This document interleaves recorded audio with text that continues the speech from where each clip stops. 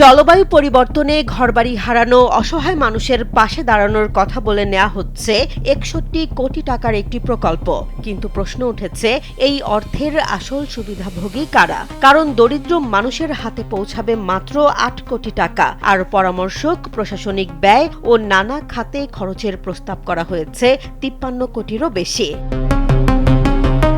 সমাজসেবা অধিদপ্তরের প্রস্তাবিত ইন্টিগ্রেট নামের এই প্রকল্পের আওতায় খুলনা, সাতক্ষীরা, রাজশাহী ও সিরাজগঞ্জ অঞ্চলে জলবায়ু পরিবর্তনের কারণে বাস্তুচ্যুত মানুষদের অর্থনৈতিকভাবে স্বাবলম্বী করার পরিকল্পনা নেওয়া হয়েছে।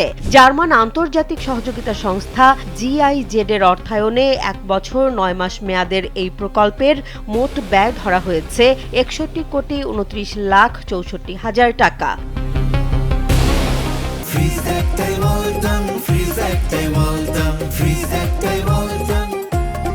প্রকল্পের মূল লক্ষ্য হিসেবে বলা হয়েছে ৩০০ জন অসহায় ব্যক্তিকে ক্ষুদ্র ব্যবসার জন্য সহায়তা দেয়া হবে এবং প্রায় ১৫০০ মানুষের জীবিকা উন্নয়নে কাজ করা হবে। কিন্তু বাজেট বিশ্লেষণে দেখা যাচ্ছে মোট অর্থের মাত্র ১৩.২৩% সরাসরি সুবিধাভোগীদের হাতে পৌঁছাবে, অর্থাৎ ৮,১০,৯০,০০০ টাকা অনুদান হিসেবে বিতরণ করা হবে। আর বাকি ৫৩,১৮,০০,০০০ টাকার বেশি ব্যয় হবে বিভিন্ন প্রশাসনিক ও ব্যবস্থাপনা খাতে। সবচেয়ে বেশি প্রশ্ন উঠেছে পরামর্শক ব্যয় নিয়ে। মাত্র ৩০০ জন মানুষের জন্য ক্ষুদ্র ব্যবসার সহায়তা কর্মসূচিতে দেশি বিদেশি মিলিয়ে ৪৭৩ জন পরামর্শক নিয়োগের পরিকল্পনা করা হয়েছে। তাদের জন্য ব্যয় ধরা হয়েছে প্রায় ২৯,৬২,০০,০০০ টাকা, যা পুরো প্রকল্প ব্যয়ের প্রায় অর্ধেক।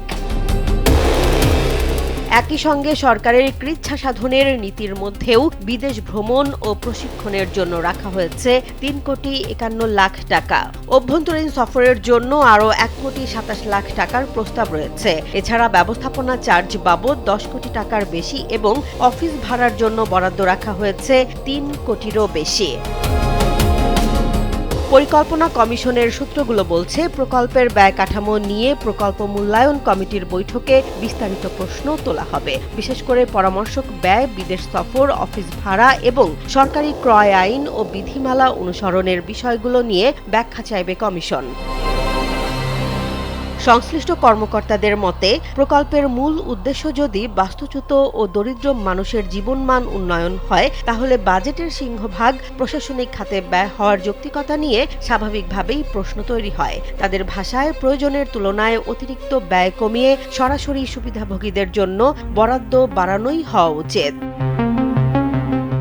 তবে এসব অভিযোগ ও সমালোচনার বিষয়ে দায় নিতে নারাজ সমাজসেবা অধিদপ্তর। প্রতিষ্ঠানটির দাবি, এটি একটি কারিগরি সহায়তা প্রকল্প এবং দাতা সংস্থা GIZ এর নির্ধারিত কাঠামো ও শর্ত অনুযায়ী প্রস্তাবনা তৈরি হয়েছে। তাদের ভাষ্য অনুযায়ী অনেক ক্ষেত্রেই দাতার শর্তের বাইরে যাওয়ার সুযোগ সীমিত। এখন দেখার বিষয়, পরিকল্পনা কমিশনের PEC বৈঠকে এই ব্যয় কাঠামোয় কি ধরনের পরিবর্তন আনা হয়।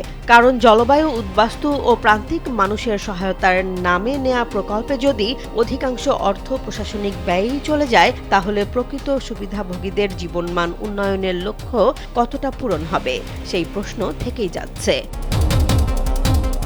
জেসমিন জাহান, কালবেলা।